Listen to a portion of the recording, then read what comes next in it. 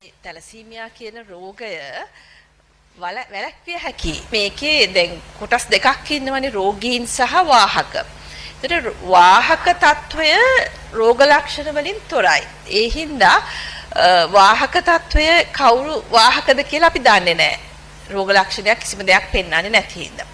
ඒකට වාහක తত্ত্বය අඳුනාගත හැක්කේ දැන් ඔයගොල්ලෝ දන්නවා මේ අපි ෆුල් බ්ලඩ් කවුන්ට් කියලා පරීක්ෂණයක් කරනවා මොනයම් අසනීපයක් තියෙනකොට නිතරම රෝහල් වල කෙරෙන පරීක්ෂණයක් ෆුල් බ්ලඩ් කවුන්ට් කියන එක උණ හෙම්බිරිස්සාව ඔය ආදී විවිධ රෝග ඕනම එකකට ෆුල් බ්ලඩ් කවුන්ට් කියනවා. ඒතර ඒ ෆුල් බ්ලඩ් කවුන්ට් එකේ තියෙන මේ දත්ත ආශ්‍රයෙන් අපිට සැක කරන්න පුළුවන්. මොකද මොවුන්ගේ හිමෝග්ලොබින් ප්‍රමාණය යම් නෝමල් ප්‍රමාණයට වඩා පොඩ්ඩක් අඩු වෙන්න පුළුවන්. ඊටාම කලාතුරකින් නෝමල් වෙලා තියෙන්නත් පුළුවන්.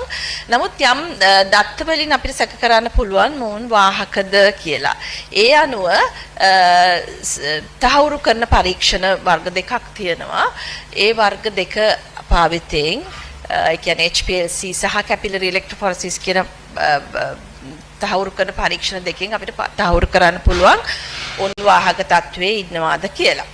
එතකොට ප්‍රධානම දැන් අපිට අවශ්‍ය වෙන්නේ අපිට මේ තරුණ අය විශේෂයෙන් දැන් විවාහයකදී රෝගී දරුවෙක් බිහි වෙන්නේ මව සහ පියා දෙදෙනාම වාහක තත්වයේ හිටියොත් පමණයි.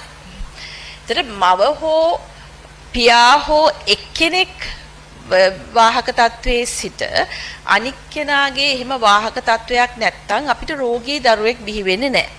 ඒතර ගොඩාක් වෙලාවට අපේ රටේ වෙන්නේ දෙමව්පියෝ විවාහ වෙන්න ඉන්න අය තමන් වාහකද කියලා නොදැනුවත්කම.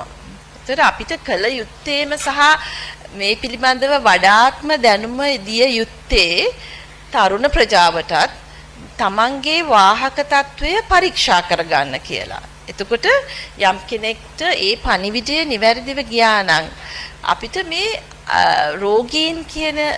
රෝගීන් බිහිවීම වළක්වන්න පුළුවන්. එතකොට විශේෂයෙන්ම විවාහ ගිවිස ගන්නත් පෙර මේ වාහක තත්ත්වය අඳුරගත්තොත් කෙනෙක් වාහක කියලා දැනගත්තොත් උන්ට අවශ්‍ය ප්‍රමාණයට කියන්නේ කාලය සහ මේ ගලන්ට තියනවා වෙලාව නිවැරදි වූ